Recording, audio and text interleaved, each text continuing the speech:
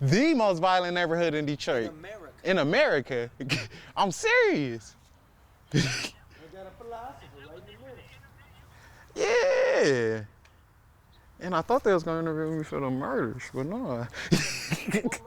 Oh, no murder. I gotta call you back.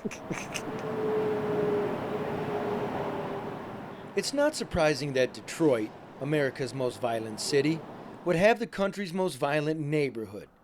But Detroit is also home to America's second, third, and seventh most violent neighborhoods as well.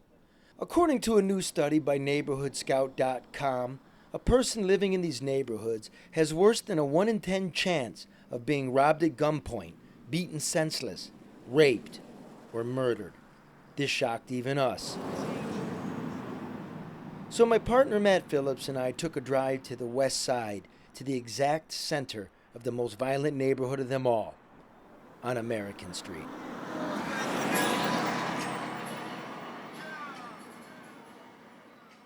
How old are you? I'm 21. How old do you expect to live? Till I'm at least 90 or 100, at least. But ain't no telling. We wake up every day. You never know when it's your time to go. What's your dream, Lance? My dream, I really want to play professional baseball. I was doing that at one point in time. Yeah. It's a typical type of Detroit neighborhood, the kind not included in the downtown talks of money and real estate and rebirth. Here it goes: church, liquor store, church, liquor store. Looking around, it's hard to know which has had the greater influence.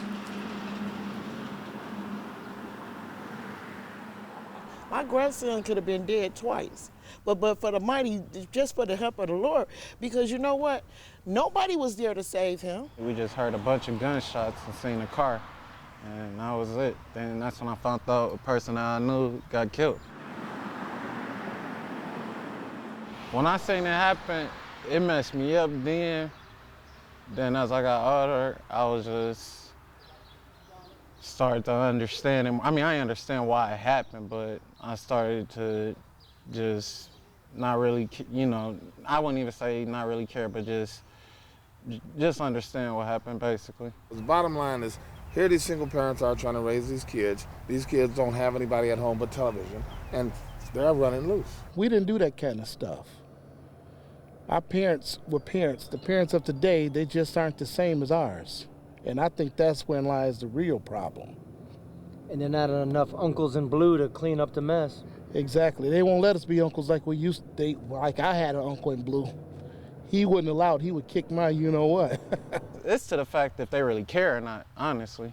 Like, if they really care to solve the crime, because there's so many unsolved crimes in Detroit, it's ridiculous. And it keep going. It's just a cycle. It just keep going on and on and on and on. It has to do with the freeway coming through your neighborhood. It has to go with this, I don't know where the nearest school is from here. There's no schools anymore. People started losing their homes. People started losing hope. People didn't have anywhere to go, you know? Your options are very limited. You can leave and try to have a future, or you can stay and you're rolling the dice, and there's the dice.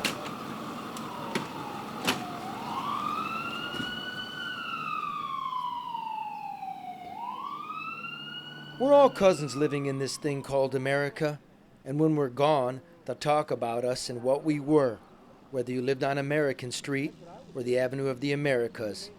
It's up to us about what they'll say. Detroit is where the heart is. Like, my heart is in Detroit, so I grew up in this city. I know this city well. I ain't saying I'm gonna be here for the rest of my life, but at this point in time, I'm here and I'm dealing with it. In Detroit, Charlie LaDuff, Fox 2 News.